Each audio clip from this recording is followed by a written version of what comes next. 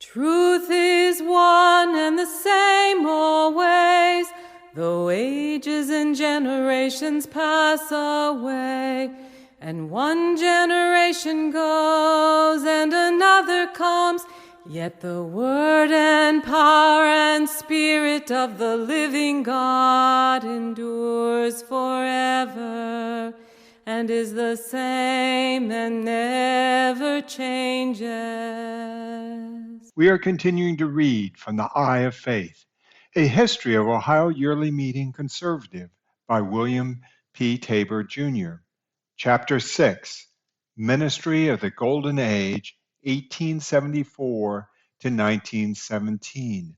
The chapter begins, central to the life of Ohio Yearly Meeting throughout its history has been its ministry.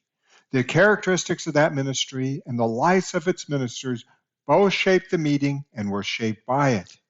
While it might be an overstatement to say that there is a specific Ohio style of ministry, unique and distinct, it is probably true that Ohio ministry does have its own tone, its own particular point of view. Those whose entrance into the ministry had been in the 18th century, hence elsewhere than in Ohio, bore the marks of Quietism. Not surprisingly, that influence remained. Most of those honored in the records of both Orthodox and the later Wilburite branch of the yearly meeting, even into the present century, still bear the marks of the Quietist Quakerism. The modern reader of some of the letters and journals of those friends may be shocked or even repelled by the pervasive sense of fear that seemed to have colored many of their lives. They feared disobedience of the light, which might command them to speak or to be silent, to act or to refrain from acting. They feared the devil and his ability to corrupt the good in human nature. In spite of those fears, however, these friends also wrote of the great peace which came when they obeyed. They referred often to the restorative, peaceful energy that came to them in long, silent meetings or in opportunities, that spontaneous or planned silent worship, which might occur between two or more people at any time, anywhere. Feeling, which today would be called intuition, played a primary role in the life of these friends. Today, those interested in parapsychology would probably describe such gifted friends as sensitives. Their contemporaries simply regarded the astonishing insights of Anne Branson and Esther Fowler and the powerful healing sympathy of Carl Patterson as the work of God. To be a quietist, however, was not all prayer, contemplation, insight, and ecstasy. There was a decided activist dimension to the lives of these ministers. Many were very active in travel and preaching, and many were active in less conventional ministry, which led them to speak to strangers on the road, to preach in prisons and houses for the derelicts, to visit bartenders and ministers of other denominations, and to take their message to college, mines, and factories. By looking closely at the lives of some of the ministers, a few recognized by their meetings before 1890 and others recognized later, it may be possible to gain a sense of the style of ministry in Ohio Yearly Meeting. The life of Anne Branson almost spanned a century and provides a good example of the type of ministry and personal life which her contemporaries valued. On the one hand, she represents the stern, Puritan element so common among her leading contemporaries. On the other hand, her life and ministry are perhaps the most striking examples of a prophetic discernment so acute as to be painful to herself and either frightful or consoling to others. Born in 1808 to strict and careful Quaker parents, Anne Branson acquired from a birth a deep concern for truth and a fear for deviating from Quaker practice or from the slightest hint of divine leading. In the years following the Great Separation of 1828, she was among the many young people who at first supported Elisha Bates when the elders began to criticize him. She soon changed her mind, however, and struggled with herself in the classic manner until yielding to the inner call to be a minister in 1833. She was acknowledged by her meetings soon afterwards, and she preached and suffered through the generation-long separation from the Gurneites. By the era of good feeling which opened during the 1880s, she had long been revered and feared as a prophet. Anne Branson had a keen mind, and she was well educated and informed for her day. She loved poetry, quoting it in her sermons. She even wrote poetry. A small, frail person who spent months at a time in bed, she was sometimes carried in and out of a meeting because she was too weak to walk. In spite of her physical frailty, however, she often felt called to travel. When that happened, she was sometimes carried to the closed carriage which was to take her on a religious journey. Called the greatest seer our society has ever known, Anne Branson had such a reputation for her prophetic insight that one who was not conscious that his robes were spotless might well cringe in her presence. Yet she could be very tender and encouraging to those who were open to her message. From painful and bitter experience, she had learned to heed the least command of her inner guide to speak. If she did not obey, she would suffer uneasiness and confusion, or sometimes brief or even prolonged physical illness. On at least 2 occasions, she believed that God sent an accident to punish her or warn her for her failure to obey. Accordingly, she was often led to stop her carriage and speak to people who she saw in the road or in fields, or to pause by a dwelling and say that she must enter with a message. On her visits to schools, she was led to speak to students individually. Often, after a meeting for worship, she would be led to individuals, sometimes even strangers, with a special message of warning or encouragement. She visited much of Quaker America, appointing dozens of special meetings and holding hundreds of opportunities and families. Even when she became quite deaf in the 1880s, her gift remained strong, and she traveled on religious visits to Iowa, Kansas, Indiana, Canada, Philadelphia, as well as to meetings in Ohio. Although a powerful and elegant speaker, Anne believed it to be of great sin to speak beyond the guide, as to be silent when called to speak. Ministers must know judgment laid to the line in themselves, and a careful watch set that they do not exceed their proper bands when greatly exercised for the welfare of the people, as well as not to curtail or cut short what is given them to deliver. She wrote, "No relief can be obtained by prolonging such communication. When the time came to stop, however, the burden and the exercise for the people continued." She also observed, "I am greatly satisfied with silent meetings. When the presence of the Lord is felt to gather the mind in stillness, what can be more strengthening?" Once it is reported, when she was quite elderly, she complained after a meeting of much speaking.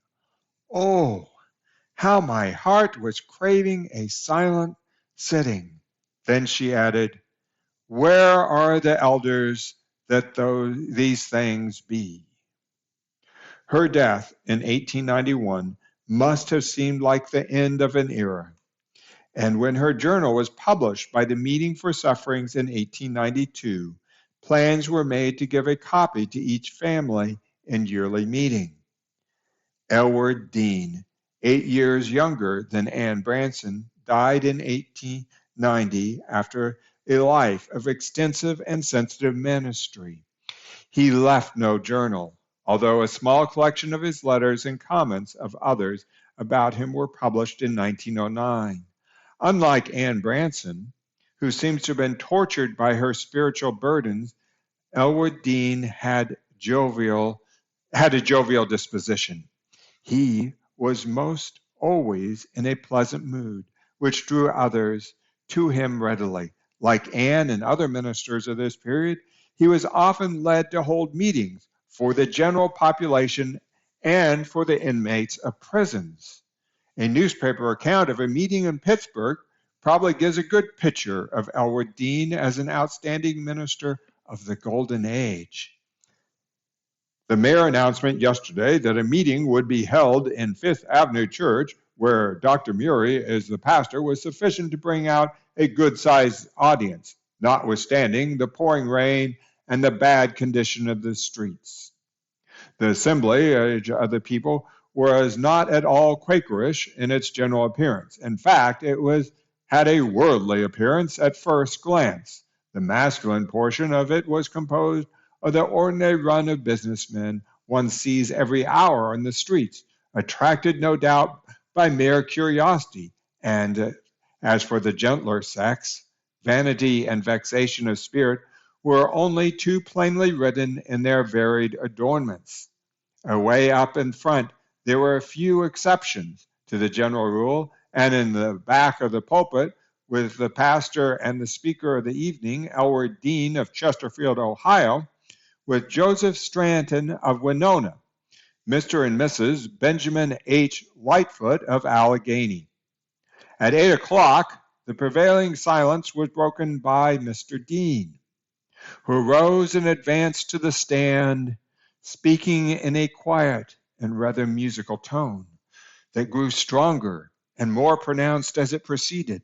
The speaker was a tall man, slenderly built and rather stoop-shouldered.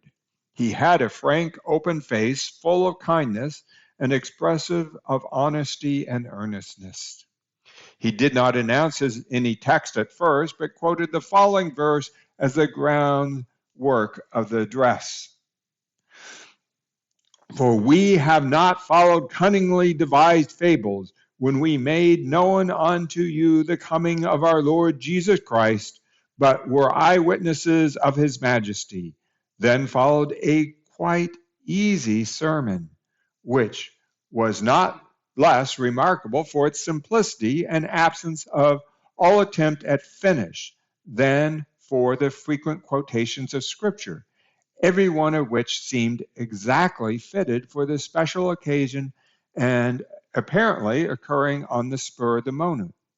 Aside from this, the most noticeable feature of the address was the peculiar intonation in which it was delivered, a thing that is rather difficult to describe. It sounded as if the whole discourse had been molded into poetic lines of 3 or 4 words each, with an occasional line running over, and the whole pronounced with a rhythmical rolling accent on the final word of each line, and the following inflection, for instance. God so loved the world that he gave his only begotten Son, that whosoever should believe should not perish, but have everlasting life. How gracious his words, how precious his promises. Who should doubt? A gracious Redeemer stands waiting and ready for all those that come unto him. Elwood Dean made many journeys in the ministry, especially to the Philadelphia area, where he found great unity with some of the ministers. On one occasion, he and his wife were away from home for 9 months, and she noted in her diary, after attending Ohio Yearly Meeting, we came to our home on a farm where we found things in such order as we might be expected as an absence of 9 months. After describing the cost of staying away from the farm for so long, she concluded, "Nevertheless, we may acknowledge that it is our interest as well as our duty to be at the divine disposal, and although this journey cost us much in every way, we find the retrospect produces peace of mind, which is worth obtaining at whatever the cost." Several of Elwood's contemporaries wrote that he was sympathetic and gentle as well as a psychic person. Elwood's fellow minister, Lois Tabor, when describing how one minister could often knowing inwardly about the concerns felt by another minister, made special mention of Elwood Dean as having such sympathy. He loved flowers and enjoyed growing them, once saying that he never saw any that the devil made. He also loved children, though he had none of his own, and he often invited them to his home. One story about children in his home, while it does illustrate his indulgence of them, may also suggest a concern for appearances not untypical of him and other Wilburites.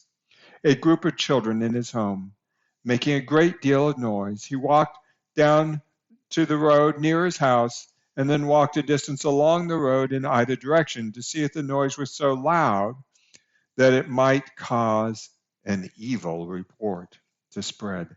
Like other ministers, he was drawn to visit the Quaker schools, especially the one-room schools in his neighborhood. Irene Fowler, a child during the time of Elwood's ministry, described such visits. Sometimes in the afternoon, Elwood Dean, a Quaker minister, would come in and sit and listen to lessons until they were through. Books were then laid aside and the teacher would read from the Bible. Such a silence fell. A glow of warmth from the old red stove, a sense of comfort all around, and a realizing of the presence within the midst. Elwood would then speak to us in his feeling way for our good. A short period of silence would follow, after which the school would be dismissed. The words of the speaker are not remembered, but the inspiration and spiritual oneness will forever linger with those privileged to be present. Another minister who died about 1890 was Daniel M. Mott, 1822 to 1892, also of the Pennsville Quarterly Meeting. Although Daniel's influence was not widely felt in his own time, he left neither journal nor significant letters to influence later generations. He is worth noting as an example of pronounced spirituality, which manifested itself in the magnetic love and gentleness. He was a man of much meditation and prayer, and he was short and impressive in testimony, and not frequent, but he had a wonderful gift in prayer. Joseph E. Myers wrote, "He was gentle and indulgent. Children loved him, and animals felt secure and content in his presence. He possessed a spiritual magnetism which made him loved and respected by the community in which he lived. These qualities made him sympathetic and helpful to the sick and bereaved, as well as to all young people, and he apparently showed loving interest in the colored people of the neighborhood as well." Daniel's spiritual experience intensified in the last weeks of his life. He had a foreknowledge of his own death and a frequent sense of a heavenly presence around him. In the last meeting he attended before his death, he spoke of a sudden death to come to someone there. "It may be myself." To those in sympathy with him, reported Joseph E. Myers, it seemed that a halo shone around his head. 2 days before his death, Daniel gathered his family to arrange his affairs. He reported that a voice had told him that the life on earth should not be long. On the next day, he reported an experience he had while sitting on his horse early that morning. Light had surrounded him. A holy presence enveloped him, and he felt that he was indeed been drawn into one of the heavenly places. Other pillar friends passed away within a few years of 1890, leaving the yearly meeting with noticeably fewer ministers and elders of that heroic stamp. The lack of new ministers taking their places was mentioned in an 1890 article in The Friend, which expressed amazement that there were so few leaders left in Ohio yearly meeting, and not even one recorded minister in Salem quarterly meeting. The writer felt that one generation of ministerial gifts had been lost, probably on account of the discouragements connected with the troubles of the last 30 years. Another cause may have been the awesome importance ascribed to appearing in the ministry. Almost all friends of the time regarded speaking in meeting as a matter to be taken very seriously indeed, and the stern and alert eldership, which made friends painfully self-conscious about saying anything not immediately called for by the Almighty God, was also an impediment to the ministry. Yet another factor may have been the way in which the editing of journals and memorials tended to present an almost impossible ideal as the norm for Quaker ministers. Elements of timidity and conformity in the Wilburite temperament were also probable factors, which helped explain why so few homegrown ministers appeared to be replacing the giants of the 1880s. How perceptions of the Quaker ideal was affected by the editing of Quaker documents can be seen in the case of John Heald, who lived from 1763 to 1841. It makes interesting reading, according to Middleton's Meetings Memorial. About the 27th year of his age, John yielded to an impression of duty which had cost him much exercise, and being careful not to go before his guide, he appeared mostly in a few words and not very frequently for several years, and as he increased in his gifts and his experience, he was acknowledged a minister by this monthly meeting about 1803.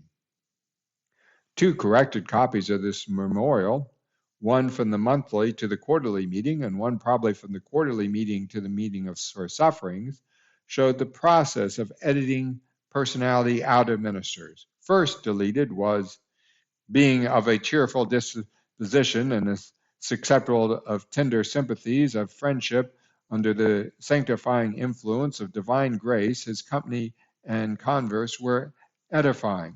Also crossed out was, he said he freely forgave all who had said or done anything against him, and desired it might not be laid to their charge.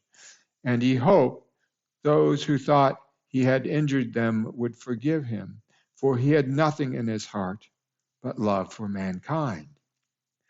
The final editing in pencil, which was approved by the meeting for sufferings, deleted any mention of physical or mental weakness at the time of his death. An apparently unofficial biography of Ascent Bailey, 1820 to 1905, did manage to describe her as a vigorous product of the frontier. She could outdistance boys in horseback riding, and she described her own girlhood as wild and thoughtless. And it also presented her as an intelligent and charming person. Nevertheless, it did delete from an early draft the following. She was very fond of poetry. She might have become something of a poet. It was easy for her to construct rhymes in her earlier years, and she was committed a great many poems which she used to like to say over to her children during her last sickness. She was fond of historical works, and in later years, with the return of the second sight, she read many books of this character. Ascent herself, in an injunction to her sons near the end of her life, showed a tendency to edit personality. Never allow an angry word to pass your lips, she said. I have not allowed any angry words to pass my lips for a long time. Such goodness may be genuine for an enlightened person over 40, but the evident attempt of Ohio Friends to conform to such an idea probably resulted in widespread repression, making it even harder to be open to the inner life from which the springs of ministry seem to flow, and increasing the distance between an ordinary member and a seer like Anne Branson. So remarkably close did she walk with the Master that those who knew her best could but feel she was permitted to see much of us could not have seen, and to hear that which we have not been able to hear. The awesomeness of speaking and meeting, and the distance between such speaking and ordinary mortal life is indicated by most of the surviving accounts of this surrender to be a minister. Asanthe Bailey was acknowledged at the age of 40 after she had endured quite an inner struggle. Many times, said her biographer, the sayings of David came to her. How can I be son-in-law of the king? Rebecca Dews, 1822 to 1879, was so impressed with her distance from the king that she refused the call to speak in 1845 and had to suffer for 18 years before it returned. Aaron Frame, 1815 to 1896, was typical of the kind of elders who, in their own way, also discouraged the call to ministry. His memorial said, as an elder, he was quick to discern any misapplication or wrong inference from a text, and careful to restrain communications in meeting without the savor of life, and on such occasions was not slow in suggesting that they make their remarks as brief as possible. For some time after the separation, until near the end of the period under review, our meetings were often burdened with these unsavory, lifeless discourses, not only from members of the other body, but others with no connection, and perhaps deranged. It seemed to be of the special providence of the elders to keep such would-be preachers in check when individuals of this class began to speak. The friends seemed to look to Aaron Frame to call them down, saying mentally, Aaron will not stand for that.